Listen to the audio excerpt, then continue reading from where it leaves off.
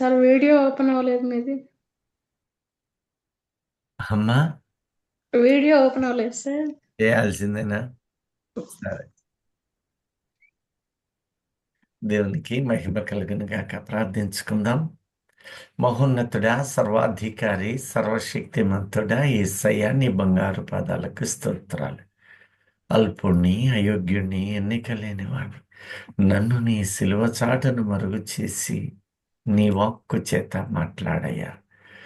నాయన నోటిని బోరగా చేసుకుని మాట్లాడు. విని గ్రహించే మనస్సుని మాకు అనుగ్రహించు. సహాయం చేయమని మీరు అక్కడికి మేము మా కుటుంబములను భద్రపు చేయమని మా ప్రభు అయిన క్రీస్తు యేసు నామమందు కృతజ్ఞతలతో ప్రార్థిస్తున్నా తండ్రి. ఆమేన్. ఆమేన్. వాయిస్ వినపడుతుందా? వినిపిస్తుందండి. ఆ, ఈ స్వరాన్ని ఎందుకంటే ఇప్పుడు ఆల్రెడీ తెల్లవారుజామున 2 అయిపోయింది, ఇది 3వ కనుక. అలాగే ఈరోజు చాలా చోట్ల పరుగుంది కనుక కొద్దిగా అలసటగా ఉంటుంది. ఏమనుకోబాకండి. స్పష్టంగా నేను పడుతుందని నేను భావిస్తున్నాను. వినపడుతుంది సార్. ఆ, ప్రియ దైవజనమా, లూకా సువార్త 15వ అధ్యాయము మనము 11 నుండి ధ్యానిస్తూ వస్తున్నాం. తప్పిపోయిన కుమారుని గురించి మనము ధ్యానిస్తూ ఉన్నప్పుడు కొన్ని చాప్టర్స్ అందులో పదాలను జ్ఞాపకం చేశాం. మిగతా నెక్స్ట్ సెషన్స్కి వెళదాం. అయితే ఆ తండ్రి ఆత్మ సంబంధముగా నీవు గుర్తించాల్సినప్పుడు ఆ తండ్రి పరమ తండ్రినని, సర్వాధికారియగు దేవుడేనని తెలుసుకున్నాం. ఆ కుమారులను గురించి వచ్చినప్పుడు మొదటి కుమారుడు ప్రియమైన కుమారుడు, ఆయనే మన ప్రభువైన యేసుక్రీస్తని ఆయన పేరుని తెలుసుకున్నాము.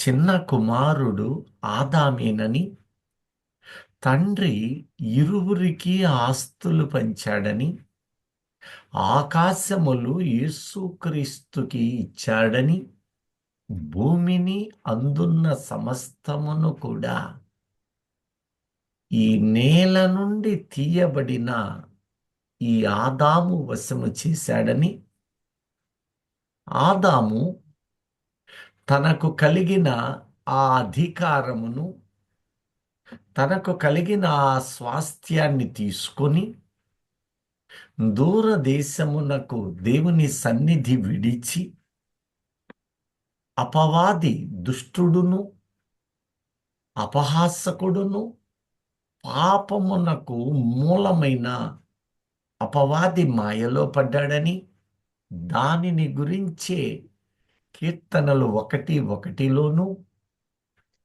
యాకోబు 1:15లో కూడా శరీరాశ, నేత్రాశ, జీవపు డంభమనే ఈ 3 కూడా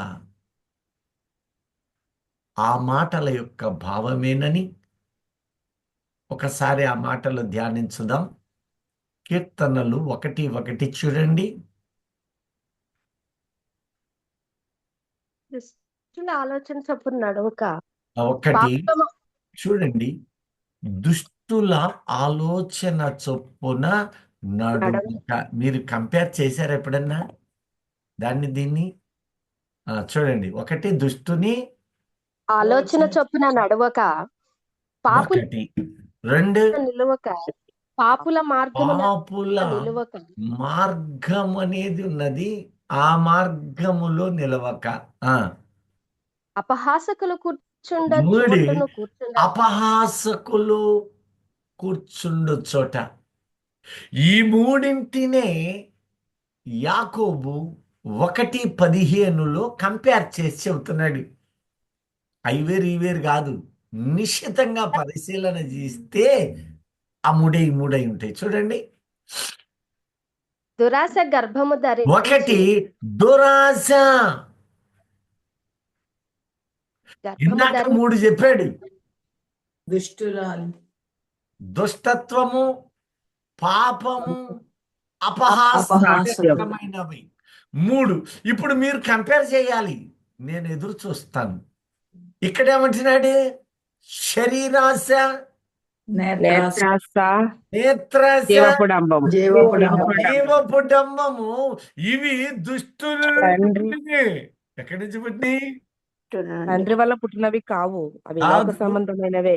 ఆ ఇప్పుడు లోకాధికారి ఎవరు? అపవాది, అపవాది. సాతాను. ఇప్పుడు ఈ మూడింటిని కీర్తనను హవ్వ దగ్గరికి తీసుకుపోయి కలపండి. దుష్టుల చూసి ఆలోచన చెప్పు నడవక అంటే ఒకటి సాతాను మార్గం. ఇప్పుడు చూడండి, ఒకటి జీవపు డంబము అన్నారనుకోండి, లేక శరీరాశ, నేత్రాశ. ఈ మూడింటిలో కీర్తనకారుడు చెప్పిన 3 ప్లస్ ఇది ప్లస్ ఆదాం ప్లస్ హవ్వాల కాదం. ఆదాము చేసింది. ఈ మూడింటిని ఎప్పుడైనా కంపేర్ చేసారా?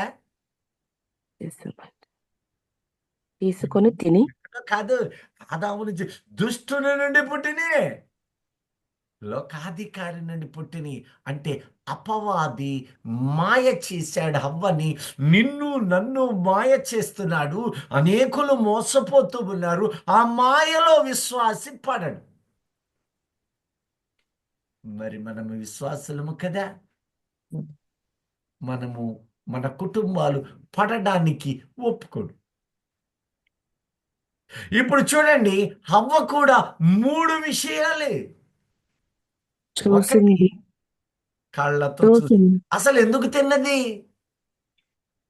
దేవతల వలె అవుతాము, అది అసలు దేవతల పాయింట్. వలె వందమందమని తెలుసు. ఒకటి, నీవు దేవత వలె ఉండువు. దేవతలు అక్కడ ఏంజెల్స్ అల్లా.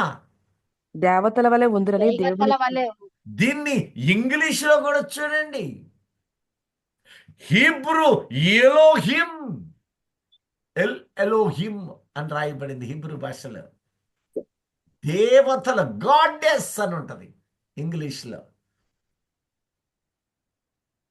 ప్రియ దైవ జన్మ, హీబ్రూ ఎలోహిం అని ఉంటే గ్రీకులో ఐఉయి. ఇవన్నీ ఒకటే భావాన్ని ఇస్తూ ఉన్నాయి.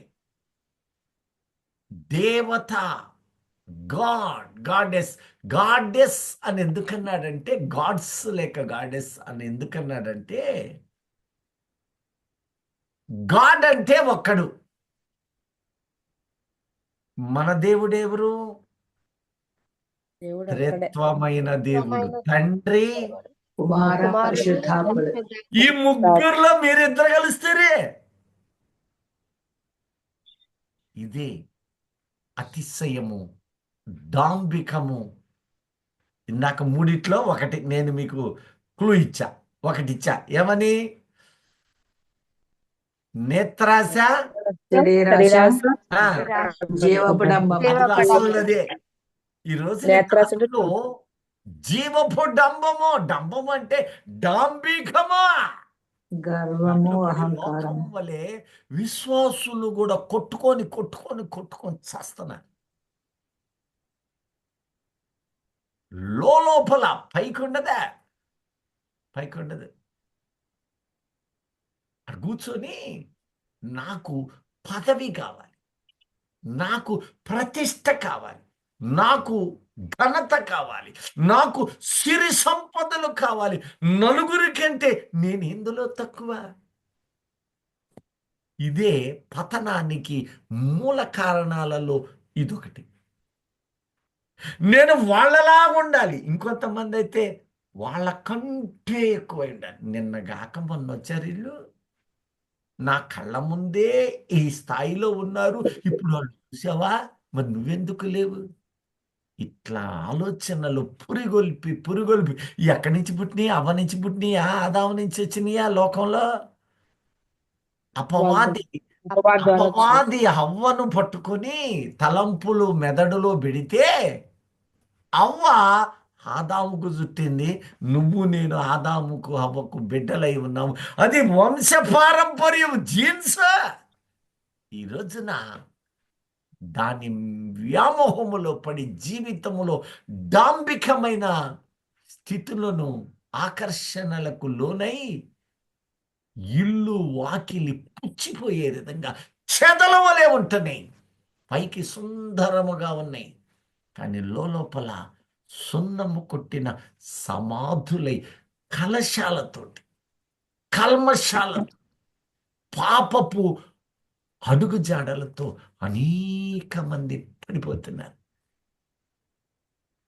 పైకి బ్రహ్మాండమైన కోటండి, లోపల చిలుగులు బొత్తాయి, బన్నీ మొత్తం జరిగింది. అలాంటి బ్రతుకులలో నీవు నేను ఉన్నామా? పరిశీలన చేయాలి. చేశావు, పొరపాటు పడ్డావు, రెక్టిఫై అవసరం. మనము దిద్దుబాటు చేసుకున్న కాలం ఇది, అనుకూల సమయం అంటున్నాడు. ఆ రోజు అదే జరిగింది. జీవిత డాంబికం. ఎందుకు? ఇంత ఉంది నీ పోస్టు, నష్టమేంటి? ఇంత ఉంది నీ వ్యాపారం, నష్టమేంటి? ఏ దినానికి ఆ దినము పోషిస్తున్నాడు కదా. పరిగెత్తి పరిగెత్తి పరిగెత్తి పరిగెత్తి ఎవరికి నువ్వు దూరం అవుతున్నావు? ఎవరికి దగ్గర అవుతున్నావు? నీ ఆలోచనలు ఇదే కాదు, ఆలోచనలు కలిగినా సరే నీ పరుగు ఎలా ఉంది? నాకు అది కావాలి, నా బిడ్డలకి ఇది కావాలి, నా భార్యకి, నా భర్తకి ఇది ఉండాలి, అది ఉండాలి, సంఘములో ఒక స్టేటస్ ఉండాలి. అరే బ్రతుకు తెరువు చాలు, రాటల్లా. ముందు బ్రతుకు, ఆ తర్వాత ఆయన ఆశీర్వదించినప్పుడు ఘనత ఆయన ఇస్తాడు. కానీ ఆయన ఇవ్వక మునిపే పరిగెలెత్తే వాళ్ళు, ప్రయాసపడేవాళ్ళు జీవిత డాంబికాలు. అందుకని శరీరాశ, నేత్రాశ, జీవపు డంబము. ఎప్పుడైతే నువ్వు దేవతల వలె ఉంటావు అని అంటాం జరిగిందా, ఫినిష్. మనలో కూడా అప్పుడు దాకా పూరి గుడిసి ఉంటుంది, తర్వాత ఏం లేస్తుందిగా, మిద్దెలో, మేడలో, భవంతులో ఓ లేచిపోతుంటే మళ్ళీ ఏమంటాం తెలుసా, మనం తెలివిగలవాళ్ళం. దేవుడు ఆశీర్వదించాడు. ఏమంటారు? దేవుడు నువ్వు పరిగెత్తి బొక్కబోళ్ళ పడ్డది, కానీ చెప్పే మాట ఎవరిది? దేవుడు ఆశీర్వదించి లంచం తీసుకోమన్నాడా? లేదు. దేవుడు ఆశీర్వదించి అక్రమాలు చేయమన్నాడా? లేదు. దేవుడు ఆశీర్వదించి మోసాలు చేయమన్నాడా? లేదు. చెంపలు వేసుకుంటున్నాను, పొరపాటు చేశాను, రెక్టిఫై చేస్తాను, ఆ పదాలు రావు. లోకస్తులకే కాదే, మనోళ్ళు కూడా అనేక మంది, ఈ గ్రూప్ అని కాదు, విశ్వాసులు లోకంలో దేవుని ప్రియులు, దేవుడు నన్ను సల్లగా ఏడ చూశాడో అది నీకు వ్యాపారమే. కానీ నీవు చేసిన బ్రతుకు స్వచ్ఛమైనదిగా ఉండి మోసము లేనిదైతే అది దేవుని దీవెనతో వచ్చింది. మోసం చేసి సంపాదించింది దేవుని దీవెన అవుద్దా? ఎక్కడుంది లేఖనములో? ఎక్కడా లేదు. కానీ అందుకనే అబద్ధమాడు పెదవులుగా ఉన్నారట ఈ ప్రజలు. వారి హృదయము కాకుండా వారి దేహము వీపునిస్తున్నారు, ఈ పొగులుతుంది. సమస్యల వలయముగా చిక్కుబడి బాధలు రొస్టుగా బతుకుతూ వేదనల పాలవుతున్నారు.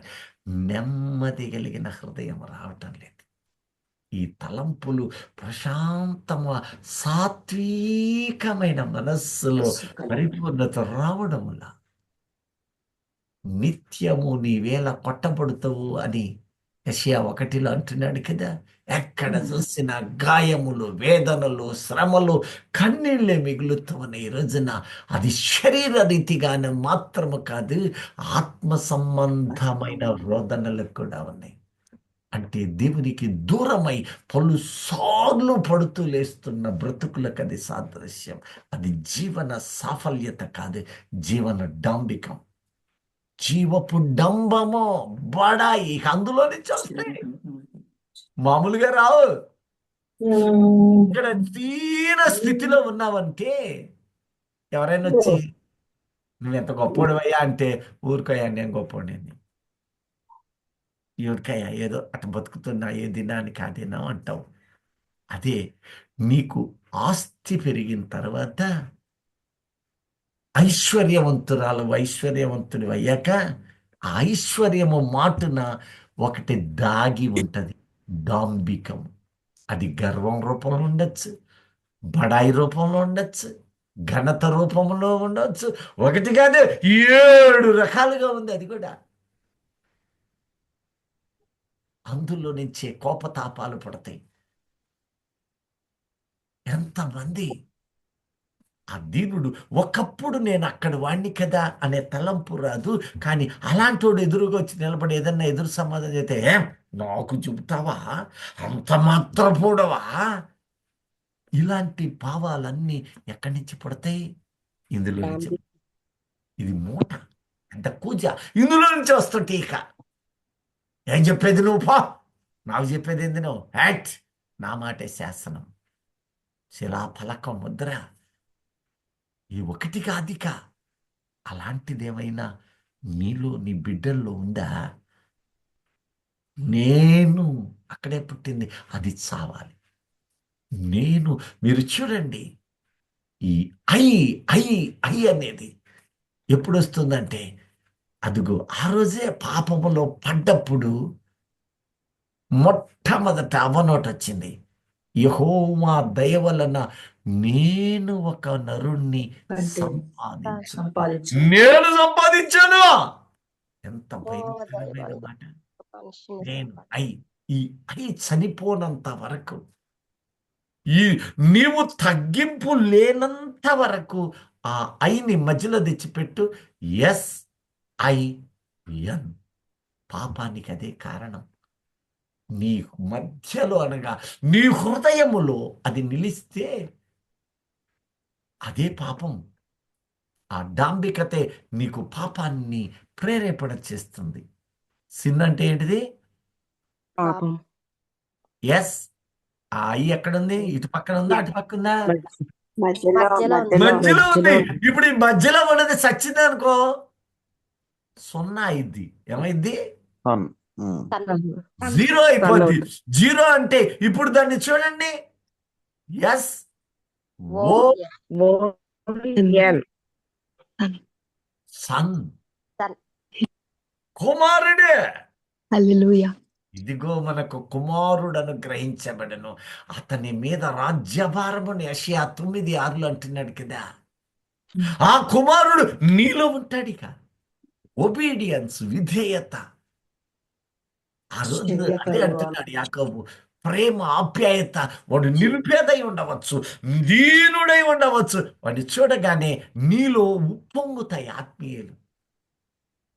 వాడు దీనుడై ఉన్నప్పుడు అతగాడు, ఆమె కూడా బీద స్థితిలో ఉన్నప్పుడు, దీనంలో ఉన్నప్పుడు, చిన్న స్థాయిలో ఉన్నప్పుడు వాళ్ళు ఎంతో ప్రేమిస్తారు. వాళ్ళు ఇప్పుడు ప్రేమిస్తారు, కానీ వాళ్ళ మనస్సులో ఒక బెదురు వచ్చింది, అబ్బో ఈ మనిషి గొప్పోళ్ళు అయ్యారు కదా.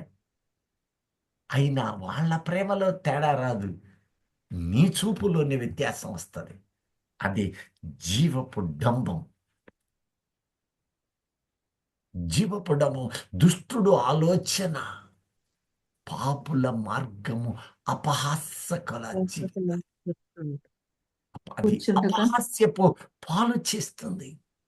ఆ డాంబికం అపహాస్యకునిగా మారుస్తుంది, అపహాస్యం పాలు చేస్తుంది. అవతలకు వెళ్ళిన వాడు నిన్ను బట్టి ఎంత దుఃఖపడతాడో. ప్రియ దైవజనమా, నీవెప్పుడైనా అలా తోలనాడావా? నీ మనస్సులో నీ అతిశయాన్ని బట్టి ఎదుటి వారిని గర్వించి మాట అన్నావా? తలంపులోనైనా అలక్ష్యం చేసావా? చేస్తే దేవుడు అంటున్నాడు, ఇప్పుడే మార్చు.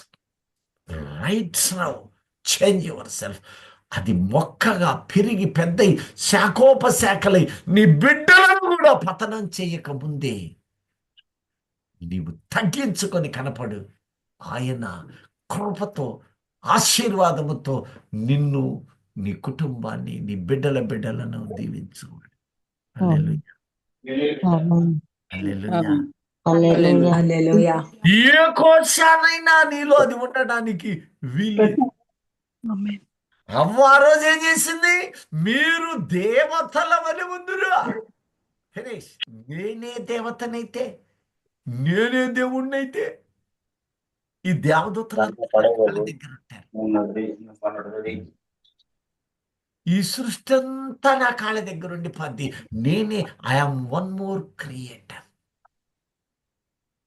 చచ్చిన వాళ్ళని బతికించచ్చు. అనేక అద్భుతాలు ఈ సృష్టి చేసిన తండ్రి కుమార పరిశుద్ధాత్ముల సరసన నా పేరు కూడా ఉంటది. ఎంత బలహీనమైన తలంపు, కానీ అక్కడే పడిపోతుంది. అక్కడే పతనం ప్రారంభమైంది. జీవితంలో ఆర్భాటము కోసం ఎప్పుడు చూడండి, ఆయన లేవనెత్తుతాడు. అసలు గర్వము ఏ కోశానైనా మనలో ఉండడానికి వీల్లేదు. ఇది మనకు దూరమగుగాక. అక్కడే నీలో కోపం వచ్చిందంటే ఆ కోపానికి కారణం అదే. నీలో ఎందుకు వచ్చింది కోపం? ఎందుకు చెడికి ఆవేశం? ఎందుకు క్రోధం? ఎందుకు ఈ కక్షల విమతాలు? ఎందుకంటే ఈగో అన్నప్పుడు అహం, పాపమునకు మూలం ఈగో. ఇది డ్యామేజ్ అయితే ఇక వస్తుంది పౌరుషం. కొంతమంది పౌరుషంతో ఏం అనలేక కన్నీళ్లు విడుస్తారు. ఇంకొంతమంది పక్కన ఇటు అటు చెప్పుకుంటారు, పంచుకొని ఏడుస్తారు, బాధపడతారు, దుఃఖపడతారు. నిజమే. కానీ క్రీస్తులో ఉన్న నీవు ఏమనుకోవాలో తెలుసా? వీటికి నేను నియమించబడ్డాను. కొరడా దెబ్బలు కొడుతూ ఉన్నప్పుడే కారణం అనవసరం. తప్పు చేస్తే కొట్టారా, తప్పు చేయకపోతే కొట్టారా, డజంట్ మ్యాటర్, కానీ కొట్టారు. అప్పుడు వాళ్ళు ఏమన్నారు? సంతోషముతో వెనుదిరిగి వచ్చి ఇందు నిమిత్తము మేము నియమించబడితేరని సంతోషించిరి అని రాయబడింది లేఖనం. అపోస్తలుల కార్యాలలో ఈ మాట రాశాడు. ఈ రోజున అట్టి సాత్వికమైన మనస్సుందా? నీలో కోపము, ఆవేశము, ఆగ్రహము ఇవన్నీ వచ్చినవి అంటే అందుకు మూలమైన కారణము నీ అతిశయం. అతిశయమే ఆర్భాటము, ఆర్భాటమే అదుగో జీవిత డాంబికమైన పరిస్థితి. ఆ రోజే కాదు, ఈ రోజున లోకాన్ని ఏలుతున్న వాటిలో ఇది ఒకటి. మాట పడని స్వభావం. ఓ రోజున నన్ను అందరు ఇంట బయట అందరు అంటుంటారు, నీకు ఎప్పుడైనా కోపం వస్తే చూడాలా? కానీ నేను అనుకుంటుంటాను నవ్వుతూ, నేను సచ్చిన పాములు అంటుంది. నీ కోపం ఎప్పుడు రాదా? మా ఆవిడ కూడా అంటుంటాను, నీకు అసలు ఆవేశం రాదా, కోపం రాదా? తిడతా ఉంటే తుడుచుకొని పోతావే, నవ్వుతూ పోతా. ఎందుకంటే నేను ఎరిగిన వాడిని, నేను నమ్ముతాను. నేనే కాదు, సాత్వికమైన హృదయము తెప్పరిల్ల చేస్తుంది. నిన్ను దూషించిన, నిందించిన, అవమానించిన తుడిపేసుకుంటూ నీవేం చేయాలో దాన్ని చేసుకుంటూ వెళ్ళాలి. కనిపెడుతుంటారు నా పిల్లలు కూడా. మా నాన్నకి ఎప్పుడైనా కోపం వచ్చిందా, అది సాయంత్రం దాకా నిలబడుద్దా? వాళ్ళు అంటానే ఉంటారు, నేను చూస్తానే ఉంటా. ఇప్పుడు నేను చిన్నగా ఆయన వైపు అసలు ఉద్యోగం కూడా మానేసాను. దానికి కారణమైంది నేనే కాదు, కోపానికి కారణమైన వాటిని చంపాలి. హవ్వలో అదుగో అక్కడ ప్రారంభమైందని ఇక్కడ మనకు తెలియచేస్తున్నాడు. ఆ సంతానమే కదా శరీర రీతిగా. ఇక 2 తర్వాత నేత్రాశ. నువ్వేది చూస్తావో చూసినవన్నీ ఎక్కడికి పోతాయి తెలుసు? ఎడకపోతాయి.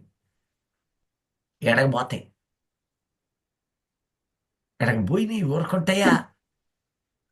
నేత్రాశ. ఇక్కడ 2 నేత్రాలు. ఎన్ని నేత్రాలు? 2 ఒకటి కనపడే ఈ నేత్రాలు, రెండోది అసలుది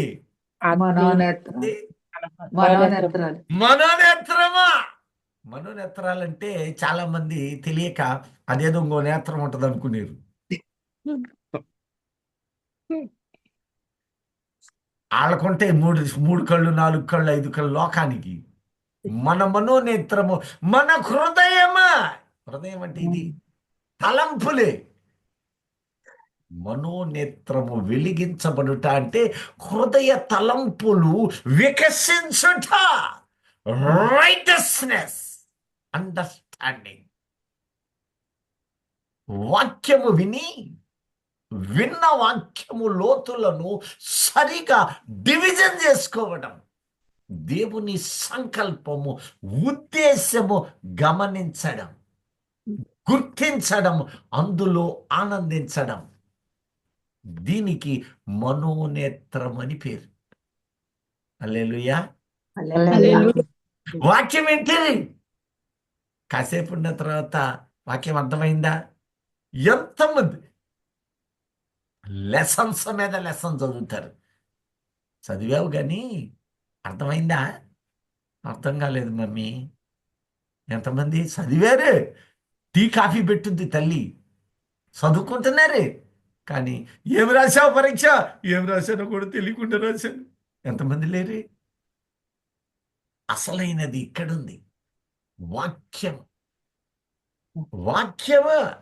ఈ వాక్యము ఇది ఇక్కడ ఉంది చూడండి. ఇదిగో ఇది పుస్తకమే కేవలం. చూడండి, ఇదిగో ఇట ఇట పడుతున్నా, ఇట పడుతున్నా పుస్తకమే.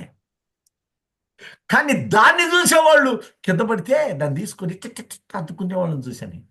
మీరు కూడా అట్లుంటారా? ఎవరేం మాట్లాడరు ఉన్నారు.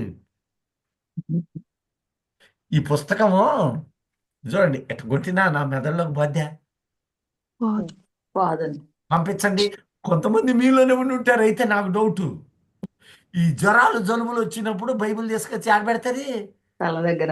మా దగ్గర అంటే అందులో ఎన్ని లోపలికి పోతున్నాయా? అట్టయితే ఇంకెందుకు, నేను 24 hours పెట్టుకుంటా. మీరేనా వాక్యం చెప్పారు? వినే వాళ్ళే ఇట్టుంటే చెప్పేవాడు చెప్పాలి కాబట్టి ఇంకా చదవాల్సిన పని ఏముంది? నెత్తి కింద పెట్టుకుంటే చాలు. తెలియని బలహీనత. కానీ ఎప్పుడు అది వాక్యము మనోనేత్రమై వెలిగించబడుద్దంటే ఆ వాక్యపు లోతులు, వాక్య సత్యాలు, అక్కడ రాయబడిన అక్షరాలు నీ హృదయ తలంపులలోనికి చేర్చబడినప్పుడు. హల్లెలూయా. ఆ చదివిన వాక్యము నీవు గమనించినప్పుడు, ఆ చదివిన మాటలు నీవు అర్థం చేసుకున్నప్పుడు, అర్థం చేసుకున్న నీ తలంపులలో అది నిలిచినప్పుడు, అది ప్రారంభించినప్పుడు తన పని. హల్లెలూయా. హల్లెలూయా. అప్పుడు అదిగో సఫలమవుతుంది. అందుకని అంటున్నాడు, నేత్రాశ. ఈ నేత్రము కాదే, మనోనేత్రము వెలిగించబడ్డ రెండో నేత్రం అది. ఇది బాహ్య చూపు, ఇది లోకాన్ని చూస్తూ ఉన్నది, వాక్యాన్ని కూడా చూస్తుంది. రెండింటి చూస్తుంది. ఈ కళ్ళతోనే లోకాన్ని చూస్తాం, ఈ కళ్ళతోనే సినిమాలు, షికారు అన్నీ చూసేవాళ్ళు. కానీ ఇదే కళ్ళు కాసేపు ఆగి అల్లా సన్నిధికి వేకువని లేచి బైబిల్లో ఉన్నవి చూస్తూ ఉన్నాం. కానీ ఈ రెండు కూడా ప్రయాస ఫలితం అవ్వాలంటే ఈ రెండింటిలో విలువైనది ఈ మనోనేత్రములోనికి వెళ్ళడం, అనగా అండర్స్టాండింగ్ మైండ్. మన మనోనేత్రములు దేవుడు వెలిగించునుగాక. ఆమేన్. వీళ్ళు దేవునితో ఉన్నారు, ఏదేను తోటలో ఉన్నారు, ఏదేనులో ఉన్నారు, దేవుని యందు ఆనందిస్తూ ఉన్నారే. ఆ కళ్ళు దేవుని మహిమను వెతుకుతూ ఉన్నాయి. పాపం చేయగానే ఆ మనోనేత్రాలు మూసివేయబడ్డాయి. బాహ్య నేత్రంతోనే జారిపోయారు. పాపము వల్ల 3 విషయాలు దూరముగా జరిపివేసినాయి, లాగివేసినాయి. ఈ రోజున నీ చూపెట్టుంది, లోకములో వాటిని చూస్తున్నావు, అందులో కూడా ఆయన మహిమనే చూడగలగాలి. నీ తలంపులు కూడా. ఇది దేవునికి ఇష్టమా? నువ్వు ఒక షాపుకి వెళ్ళావు, పిల్లలంతా అక్కడ ఉన్నారు, నువ్వు ఒక షాపు దగ్గర ఏదో నిన్ను ఆకర్షించింది, చిన్న పిల్లల వస్తువులు. నువ్వేమని వెంటనే ఆ పిల్లలకి ఇది ఇష్టమా? లేక భర్త ఒక్కడే వెళ్ళాడు, భార్య ఇంటి దగ్గర ఉంది. ఒక మంచి షాప్కి వెళ్ళావు, ఒక శారీ షాప్కి. చూడగానే ఆ చీర బాగుందని వదిలేస్తావా? నీ దగ్గర డబ్బు ఉంది. ఆ ఈ శారీ బాగుంది, నాకు నచ్చింది. ఎందుకు? నా భార్య కోసం, నా బిడ్డల కోసం అని ఆలోచన చేస్తావు కదా. ఆ ఫలితము ఆలోచన. నీ తలంపులు శ్రేష్టమైనవి. నీవు భూమి మీద నడిచేటప్పుడు, నీవు లోకములో జీవించేటప్పుడు, నీ ప్రతి తలంపు, నీ చూపు, నీ ఆలోచన, నా దేవునికి ఇష్టమైన పని చేస్తున్నానా? ఈ పని చేస్తే నా దేవుడికి బాధ కలుగుద్దేమో. దేవదూతల కాపలా ఉంటున్నారు. నేను గుర్తించాలి, నేను చూడాలి. వారికి ఇష్టము లేని పని చేస్తూ దేవుడు నాకు కనపడలేదు అంటున్నానా? కనపడ్డాడని నన్ను నేను మోసం చేసుకుంటున్నానా? లేక నిజంగా ఆ ఆత్మీయ అనుభూతిలో ఉన్నానా? ఎప్పుడైనా ఆలోచన చేశారా? మానవ రీతిగా ఒకటి చూడగానే ఇది నా ఇంటికి అవసరం, ఇది నా బిడ్డలకు అవసరం, ఇది నా భార్యకు అవసరం, నా భర్తకు అవసరం అని వారి ఇష్టాలకు అనుగుణమైనటువంటి వాటిని నీవు కొనగా, మరి దేవునికి ఇష్టమై మహిమాన్వితమైన ఆత్మీయ స్థితిలో నీవు ఎంత కొనుక్కోవాలి? దేవునికి ఇష్టమైన వాటిని నీవు కొందువుగాక. ఆ కొనాల్సినవి ఏమిటో కూడా ఆయన ఎవరి ద్వారా ఇస్తున్నాడు? అడగమంటున్నాడు, నేను ఇస్తానంటున్నాడు. అడుగు ప్రతివానికి ఏమిస్తాడు? అది సామాన్ కావాలంటే సామాన్ కాదే, నీకు మంచేదో చెడేదో ఎరిగిన వాడు నీకు ఒక ఆయనను వరముగా ఇస్తున్నాడు. మామూలుగా అయితే పొందలేవు. అడుగు ప్రతివానికి నీ ఆత్మను అనుగ్రహిస్తున్నాడు. ఈ పరిశుద్ధాత్మను నీవు సంపూర్ణంగా పొందగలిగితే నీకు ఈ పరిశుద్ధాత్మ ద్వారా ప్రతి కీడును ఆశీర్వాదముగా, ప్రతి వ్యాధి స్వస్థతగా, అన్ని దీవెనకరముగా నిన్ను నన్ను మార్చివేయచ్చు ఉన్నాడు. హల్లెలూయా. ఆమె ఇప్పుడు నేత్రాశ కళ్ళతో చూసింది. అవ్వ ఏం చేసింది? అది కూడా అవ్వ దగ్గరే ఉంది, చూడండి. ఆమెకి ఎప్పుడైతే దేవత వలె ఉంటారు అన్నాడో, ఆ అన్న తరువాత అప్పుడు చూసింది. రోజు చూసే చెట్టేది, కానీ అప్పుడు అంత అందంగా కనపడ్డదా? దేవుడు చెప్పాడు మనకెందుకు, దేవుడు చెప్పాడు మనకెందుకు, దైవజనుడు చెప్పాడు మనకెందుకు, దేవుడి వాక్యం హెచ్చరిక చేసింది మనకెందుకు? అంత బాగానే ఉంది. వాడొచ్చి చెప్పేదాకా, లోకాధికారి లోకాన్ని ఎదురుగా పెట్టేదాకా అది పెద్ద సుందరంగా అనిపించినట్టు కనపడలా, ఎక్కడ రాయబడి. కానీ ఎప్పుడైతే వాడు చెవున పడేశాడో, దుష్టుడు ఆలోచన చెప్పాడు, వెంటనే అప్పుడు చూసింది. అరే, అప్పుడప్పుడు కళ్ళ మసకొచ్చిన వాళ్ళు ఇటు చూసి, ఒరే దగ్గరికి రా, ఏం నాయనమ్మా, ఎందుకు నాయనమ్మా? ఏం లేదురా, సరిగ్గా చూడలేకపోయా, కడుసు పోయింది కదా. ఇప్పుడు బాగా ఎదిగావురా అంటారా లేదా? అంటారండి. దూరంగా ఉన్నప్పుడు సరిగ్గా కనపడలేదురా, దగ్గరగా పోయి చూస్తారా, దగ్గరికి రా చూస్తా అన్న రీతిలో ఏమో అప్పుడు చూడటం మొదలు పెట్టింది. ఇది చూస్తుంటే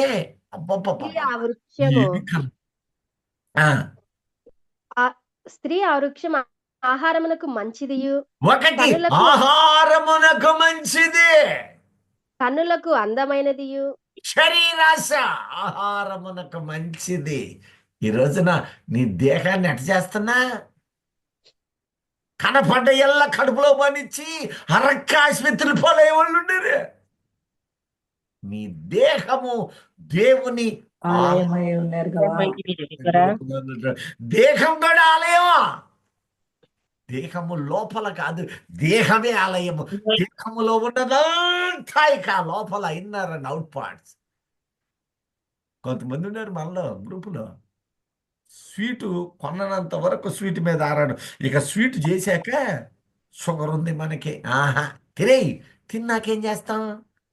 షుగర్ గర్రని పెరుగుద్ది. టాబ్లెట్ వేస్తారు. రేయ్ షుగర్ పెరిగిందిరా, ఏయ్ ఎక్కడ గోలి ఉందో ఎతుకు. అదేదో నోటికి మోటికి పక్కన పెడితే చాలదా? మీలో ఎవరు లేరా? చూడండి.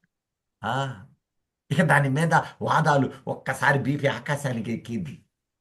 ఏందో షుగర్ వలన కూడా బీపీ వస్తుంది, బీపీ వలన కూడా షుగర్కి అవకాశాలు ఉంటుంది.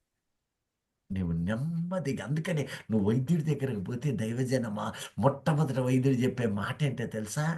అయ్యా బీపీ బీపీ షుగర్ ఉందా? అంటే బీపీకి గోళీ కాదు, ఆత్మకు మందేస్తాడు. మందు శరీరానికి కాదు, మొదట ఆత్మకేస్తాడు. ఆత్మకేసే మందు ఏంటో తెలుసా? బీపీ వచ్చిన వాడికి ఏం చెబుతారు? టెన్షన్ పడద్దు. టెన్షన్. పడద్దు. షుగర్ వచ్చినా ఎందుకండి టెన్షన్? టెన్షన్ వల్ల షుగరు బీపీ అన్నదమ్ముళ్ళి అవలింతలాగా. ఆలోచన చేయండి. నిర్మలమైన మనస్సాక్షిని చెడగొట్టుకుంటుంది. ఒక పాప ఫలితం అక్కడ అంటుంది. ఇటు చూసింది, ఇది చూడగానే ఇక అనిపించింది ఇది ఆహారం దేహానికి ఆరోగ్యం, ఆహారమునకు మంచిది. చదువమ్మ ఇప్పుడు 4. స్త్రీ ఆ వృక్షము ఆహారమునకు మంచిదియు, ఆ, కన్నులకు అందమైనదియు. రెండోది కళ్ళకందంగా కనపడ్డది. కనపడ్డదంటే స్త్రీలు వదిలిపెడతారా? కళ్ళకు అందంగా కనపడే ఏంటి? బంగారం, వెండి, ఇంకా చీరలు, ఆస్తులు, భవంతులు, ఇవే కదా ఎక్కువగా స్త్రీల నుంచే వస్తుంది. ఎందుకంటే ఆ రోజు మన పూర్వీకురాలు, మనం ముత్తవ్వ ఆమ ఆ సాలె అడగబద్ది. చూసారా ఎంతమంది పురుషులను కూడా పడదలుస్తున్నారు. మొత్తం తినేసింది, కళ్ళు తెరవబడ్డాక సృష్టి సింహము మింగటానికి చూస్తున్నట్టు ఉరిసి వస్తుంది, అర్థమైపోయింది. ఏం చేయాలి ఇప్పుడు ఆదాముని నేను దర్శించాననుకో, ఆదాముకి అర్థమైంది ఆదాము దేవుని పోలిక. కాబట్టి ఇప్పుడు ఆదాం ఏం చేస్తాడు? నన్ను తోలేస్తాడేమో. నేను ఈ జంతువుల మధ్యలో ఆడ బతికేది, ఒంటరి బతికైపోయింది. పోనీ దేవుడికి తెలిస్తే ఆదాముని పెట్టుకొని నన్ను తోలేస్తాడేమో, ఇంకొక ఆనంది ఇచ్చేస్తాడేమో. ఇప్పుడు నా పరిస్థితి ఏంటి? కాబట్టి నేను ఒక ఆలోచన చేస్తా. అదేంటంటే ఇదిగో నేనే ఆదాము కూడా పెడతా. ఇప్పుడు దేవుడు నన్ను అన్నవాడు మా ఆయన కూడా అంటాడు. నేను మునిగింది కాక ఇప్పుడు మునిగామా ఇద్దరం మునుగుతాం, తేలామా ఇద్దరు. ఒకవేళ దిట్టాడనుకో, నేను షార్ట్ నుంచి ఆ రోజు అమ్మాయి ఉన్నది కదా, షార్ట్ నుంచి నీకు వచ్చే సంవత్సరం కొడుకు పుడతాడంటే డేరాలో నుంచి నవ్వుతుంది. నువ్వు నవ్వేవా? ఎక్కడ? చూసారా ఎంతమంది ఇలా ఉన్నారు? మొదటేమో నా బతుకు ఇట్టయింది, నాది ఇట్టయింది. లోకములో ఈ ఆరస పేరాశగా మార్చబడినప్పుడు సోప మోసం చేసే వరకు, బలహీనత పడే వరకు తిప్పలు. తర్వాత నేను చెప్పానే అనుకో, నీ బుద్ధి ఏమైంది అంటదప్పుడు. నేనేదో తెలియజేసాను అంటది. తెలియజేసిందా మొత్తం తీసుకొచ్చి తాను సగం తిని మిగతా సగం తినో, నీకెందుకు ఉరక, నేను చూసుకుంటా అన్న రీతిలో పెట్టి ఆదామును కూడా ముంచేసి ఇద్దరు కలిసి పడిపోయారు. కారణం అదిగో నేత్రాలతో చూసింది. ఇప్పుడు ఆ ఫలాలు దేనికి మంచిదట? ఒకటి మంచి చెడు తెలుగు మంచిదే. ఇప్పుడు ఇవి భూమి మీద ఉన్నాయా? శరీర ఫలాలా కాదా? శరీర ఫలాలండి. నాకు ఒక్క చెట్టు ఫలం ఏమన్నమ్మా, మంచేదో చెడేదో తెలిస్తే భూమి మీద భూ సంబంధమైన ఫలం అయితే ఒక్కటి తింటే మంచి వైపే నడుస్తాను. చెడు తలం మంచి చెడు భౌతికమైన అన్నారు కదా, ఒక్కటి తెచ్చిపెట్టండి. ఎవరు ఆ చెప్పిన వాళ్ళు ఎవరు? కాస్త తెచ్చిపెట్టండి అమ్మా, నీకు పుణ్యం ఉంటుంది. ఎందుకు నవ్వుతున్నది? అది శరీర ఫలమా, ఆత్మ ఫలమా? మంచి చెడు అనేది ఎక్కడన్నా కనపడ్డాయా? చెట్టు కనపడదండి. కుక్కలాగా, చెట్లులాగా, ఇంట్లో తపాల చెమ్ముల్లాగా కనపడ్డాయా? ఆత్మఫలం అండి అది. సంబంధంగా ఆత్మఫలం. ఆత్మఫలం అండి. ఏ ఫలం? ఆత్మఫలం. ఆత్మఫలం. ఏ ఫలం? ఆత్మఫలం. ఆత్మఫలం. అది ఆత్మఫలం. మంచి చెడు ఒక పని చేశాక నీ మనసుకు తెలుసు నువ్వేం చేసావా అంటారు కదే. మనిషికి తెలుస్తుంది. మనసు శరీరమా, ఆత్మ? ఆత్మ అండి. ఆత్మ. ఆత్మఫలం. ఆలోచన. చూడండి, హవ్వ నేత్రాశతో పడిపోయింది. నేత్రాశలో పడిపోయింది. అది తర్వాత ఇంకా శరీరమునకు మంచిదట, ఆహారమునకు మంచిది. ఆహారము శరీరానిక, ఆత్మక? ఆత్మకండి. శరీరానికి. ఆత్మకే ఆహారం. మీ Very ఆత్మలో good. దేవునికి స్తోత్రం. చాలా మంది ఈ పొట్టకూడు కోటి విద్యలు కూటి కొరకే అని అది శరీరానికి అనుకుంటూ జీవిస్తారు. ఒకరోజు అబ్రహాము అక్కడ అబ్రహాం ఆత్మను బలపరుచుకొని ముగ్గురు వస్తూ ఉంటే దేవతలు అక్కడ అబ్రహాము సింధూరపు చెట్టు దగ్గర ఆగి, అయ్యా అయ్యా ఆగండి నా దైవములారా, ఒక్క నిమిషం. ఏంటయ్యా? నేను కాస్త ఆహారం పెడతానయ్యా, నీ ప్రాణములను ఎనక సేద తీర్చుతాను. ప్రాణం. ప్రాణం అన్నప్పుడు ఆత్మ శరీరం ఆత్మ సాధనము దానికి. ఇదేంటిది? ఇది సాధన. సాధన. అన్ని దేవుని ఆత్మ పేద. శరీరానికి పెట్టి ఈ దేహాన్ని కేవలము సాధనము అని ప్రకటిస్తూ ఉన్న దేవునికి కొంచెం ఆహారం ఇచ్చేదని ప్రాణములు బలపరుచుకొనుడి. నీ ప్రాణమును బలపరుచుకోండి. ప్రాణం అంటే ఊపిరి, ప్రాణము అంటే హృదయము, ప్రాణము అంటే ఆత్మ శరీరము. రక్తమే ప్రాణం అంటున్నాడు. ఆ రక్తమునకు శ్వాసనిచ్చిన వాడు దానికి ఆత్మ శరీరం అని ప్రకటిస్తూ ఉన్నాడు. దేవునికి స్తోత్రం. హల్లెలూయా. చూడండి, ఇప్పుడు హవ్వ ఈ 3 పాపాలలో, ఈ 3 విధానాలలో పడిపోయినది. ఒకసారి ఒక విధం కాదు. శరీరాశ, నేత్రాశ, జీవపు డంభము, ఈ 3 అవ్వలోనికి వచ్చినాయి. కారణము వినుట వలన విశ్వాసము కలుగును, రోమపత్రిక. అయితే నువ్వేమింటున్నావే? ఇది క్రీస్తు యేసు వచ్చి విన్నారు. క్రీస్తు యేసుని గురించిన మాట వినాలి. మాట వలన ఆ మాట వింటూ వింటూ ఈ వినడము అపవాదికి చెవిచ్చింది. ఆడి ఫలితము పడిపోవటం, దూరదేశానికి గెంటివేయబడ్డాడు. ఈ రోజున నీవు నేను క్రీస్తుతో ఉన్నాము, క్రీస్తులో ఉన్నాము. అయితే ఆయన మనలో ఉన్నాడా? నీవు ఆయనలో ఉన్నావా? ఆయనను పోలినవాడా? చాలా మంది పిల్లలు పుడితే ముక్కు చెవులు ఈ చూసి ఈ నా పోలిక, లేకపోతే మా అమ్మ పోలిక, మా ఆవిడ పోలిక, నా భర్త పోలిక అనుకుంటూ శరీర పోలికను చూస్తాం. దేవునికి కూడా 3 విధాలైన పోలికలు ఉన్నాయి. స్వరూపం, దేవుడు మహిమా స్వరూపి. రెండవది ఆత్మస్వరూపి. 3 ప్రేమా స్వరూపి. నీవు శరీర మంటిని పోలిన వ్యక్తివై ఉన్నావు, మంటి వలె జీవిస్తున్నావు. తిరిగి రమ్మని కీర్తనలు 93లో అంటున్నాడు. ఇదిగో తిరిగి రమ్మని అంటూ మహిమ ఆత్మ ప్రేమ స్వరూపిగా నిన్ను దిద్దుతూ ఉన్నానని ప్రకటిస్తున్న దేవునికి స్తోత్రం. హల్లెలూయా. హల్లెలూయా. ప్రియ దైవజనమా, ఇదిగో అక్కడ శరీరాశ, నేత్రాశ, జీవపు డంబము, ఈ 3 ఆ కారణానికి ఇదైన. చల్లపోటన ఆదాము, అతని భార్య, దేవుడైన యెహోవా స్వరము సంచరిస్తుంది. ఎవరు ఇప్పుడు అక్కడ ఏదైనా తోటలో? యెహోవా స్వరం అండి. యెహోవా స్వరము అంటే ఎవరు? యేసుక్రీస్తు ప్రభువు అండి. క్రీస్తు. ఆ స్వరమే శరీరధారి అయి వచ్చాను. ఆది యందు కృపా స్వరము సత్య ఉండెను, స్వరము సంపూర్ణుడు దేవుని యొద్ద ఉండెను, స్వరము దేవుడై ఉండెను. ఆ స్వరము కృపా సత్య సంపన్నుడై మన మన మధ్య మధ్యలో నివసించెను. నివసించెను. మనము చీకటిలో ఉన్న వారమైతే ఆయనను గుర్తించలేము. మనము వెలుగు సంబంధులము, ఆయనను కలిగి ఉన్న వారమై ఉన్నామంటున్న దేవునికి స్తోత్ర. హల్లెలూయా. హల్లెలూయా. ఇప్పుడు హల్లెలూయా. పంది వంటి స్వభావము మనలో ఉండడానికి వీల్లేదంటూ ఉన్నాడు.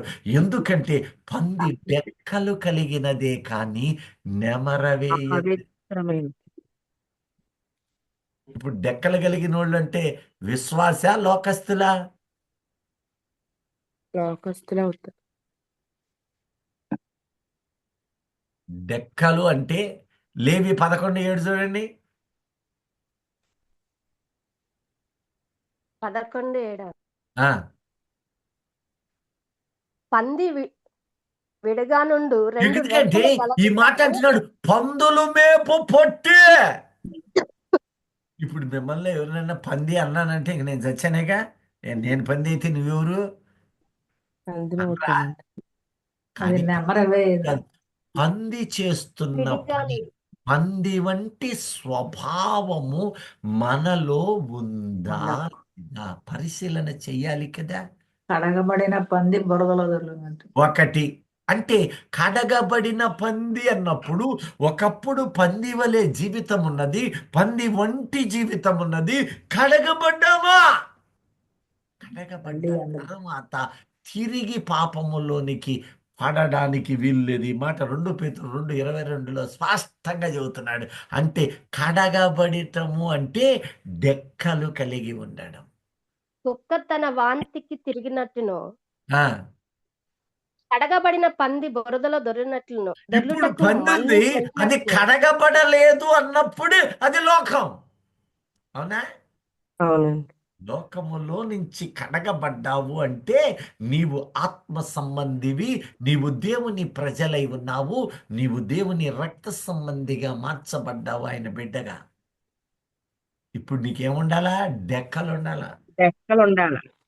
చూడండి లేవి 11:7 అంటున్నాడు కదా, డెక్కలు ఉన్నాయి, దానికి రక్షణ ఉంది. ఈ డెక్క రక్షణకి సాదృశ్యం, ఈ డెక్క బాప్తిస్మానికి సాదృశ్యం, ఈ రెక్క రక్షణార్థమైన జీవానికి సాదృశ్యం.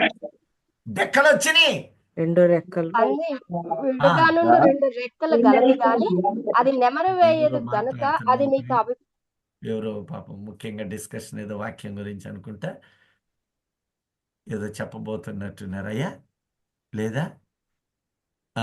ఇప్పుడు చూడండి, నీవు కడగబడిన వ్యక్తివే. ఇప్పుడు ఆ కడగబడిన ఆ రక్షణ పొందిన డెక్క గురించి, ఆ దవడ గురించి మనము తర్వాత దాన్ని విపులంగా నేను తెలియచేస్తాను. లోతైన సత్యం అది. చదవమ్మ ఇప్పుడు. పంది విడిగా ఉండు డెక్కలు కలదే కానీ అది నెమరు వేయదు గనుక నెమరవేయదు గనుక అది మీకు అది అపవిత్రము. అపవిత్రం. అది. ఇప్పుడు అర్థమైందా? డెక్కలుంటే ఏం చేయాలా? నెమరు వేయాలి. నెమరవేయ. ఇప్పుడు ఆహారము 2 రకాలు, అవునా?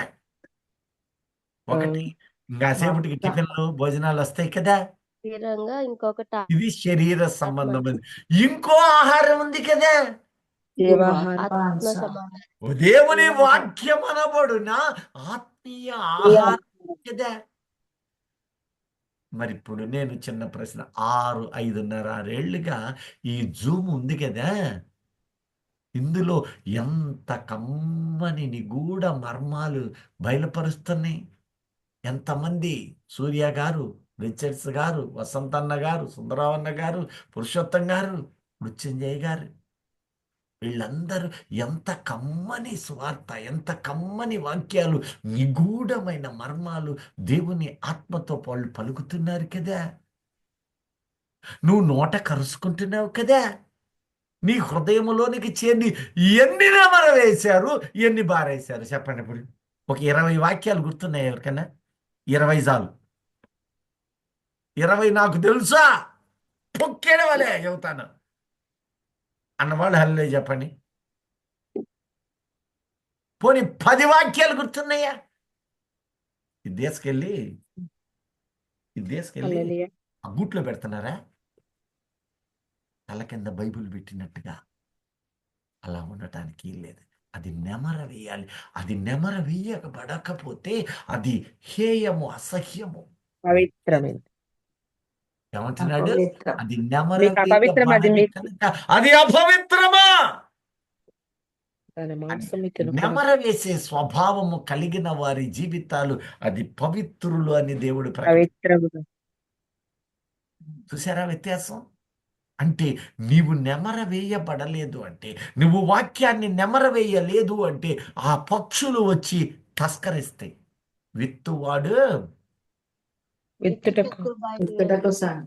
ఆ కొన్ని నేల మీద పడ్డాయి. విత్తువాడు విత్తుటకు బయలు వెళ్ళను, ఆ, వాడు త్రోవ పక్కన పడిన పక్కన పడెను, మంచి నేల మీద పక్షుల ఇక్కడ వచ్చి పట్ల వాటిని ఇక్కడ మింగివేసి. పట్ల ఎందుకు? రేయ్, ఉప్పు పప్పు చింతపండు సరిగ్గా పోయా. రేయ్, ఎక్కడ పోతున్నా తమ్ముడే అన్నా? పోయింది. నేను వస్తున్నానుండు. ఉద్యోగానికి బ్రతుకు పరుగులు పరుగులు పరుగులు ఇవన్నీ ఉండాల్సినయే కాదన్నను. కానీ ఈ వాక్యము ఎడల శ్రద్ధ లేదు. అందుకనే ఆ శ్రద్ధ లేదు, సరైన నేలలో పడటం లేదు. ఆ మంచి నేల మీద పడుతుంది. నేలై ఉండాలి. శ్రేష్టమైన ఈవులను పొందినట్లుగా ఆశ కలిగిన హృదయం అయితే అది పడగానే ఏమైంది? 3 రోజులకి మొలకెత్తు. మొలకెత్తు.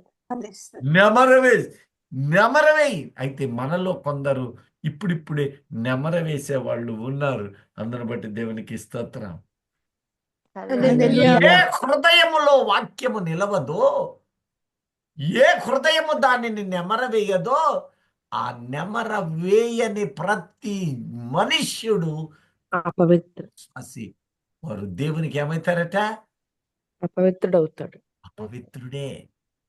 నువ్వు బాప్తీసం తీసుకో, టికెట్ అది అంతే. టికెట్ తీసుకున్నాక ట్రైన్ ఎక్కకపోతే ఉపయోగం లేదు. నెమర వేయాలి. మనము వాక్యమును నెమర వేయుదముగాక. ఆమేన్. ఆ వాక్యము మన హృదయాంతరంగాలలో నిలుచునుగాక.